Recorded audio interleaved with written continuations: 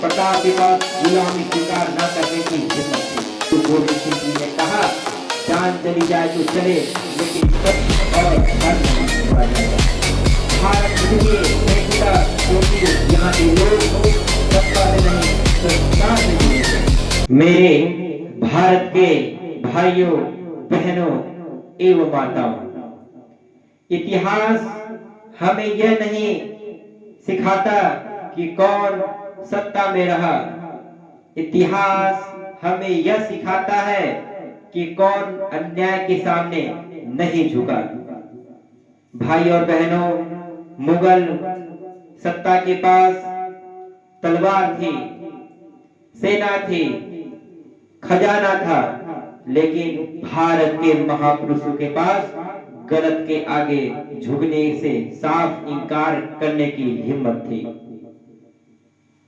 भाई और बहनों, सत्ता ने कहा, मान जाओ, झुक जाओ, समझौता कर लो, लेकिन भारत की धरती ने कहा, मर जाएंगे पर अन्याय स्वीकार नहीं करेंगे। भाई और बहनों, अकबर के पास सोने का सिंहासन था, हाथी घोड़े थे, और महाराणा प्रताप के पास जंगल थे, घास की रोटियां थी। लेकिन एक बात साफ थी, प्रताप के पास गुलामी स्वीकार न करने की हिम्मत थी। भाई और बहनों, मुगल सत्ता ने सोचा दक्कन को डरा देंगे, लेकिन शिवाजी महाराज ने दिखा दिया, जो अपने स्वाभिमान के लिए खड़ा होता है उसे डराया नहीं जा सकता। उनके पास बड़ी सेना नहीं थी, लेकिन उनके पास अपनी मिट्टी के लिए लड़ने का साहस था।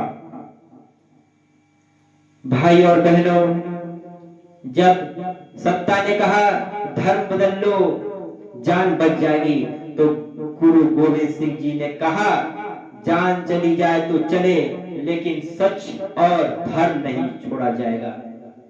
4 साहिबजादे शहीद हो गए, लेकिन संदेश अमर हो गया, डर से बड़ा कोई शासन नहीं होता।